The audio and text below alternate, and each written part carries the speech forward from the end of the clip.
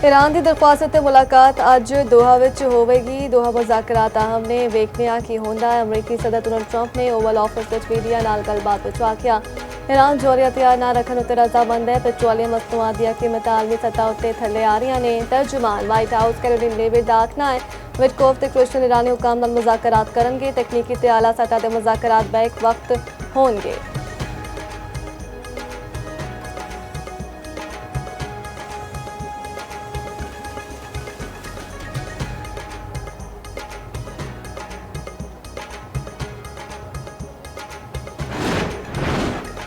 Iran की दोहा विच अमरीका ते ईरानी वफद की मुलाकात की तरदीद। तर्जुमान ईरानी वजारत खारजा इस्माइल बकाई ने आखिया कतर विच अमरीका नाल मुलाकात दा शेड्यूल तय नहीं।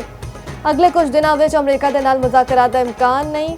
ईरानी वफद दोहा जाएगा। तवज्जो मुफाहमती याददाश्त दी शक्का उत्ते अमल दरामद ते होवेगी। अमरीकी नुमाइंदिया दा ईरानी वफद दे दौरे नाल कोई ताल्लुक नहीं।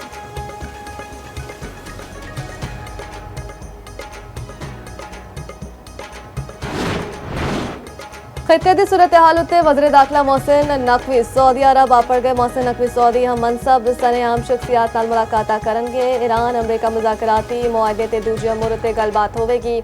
पाक सऊदी मुश्तरका सिक्योरिटी तावन उत्ते भी गलबात होवेगी।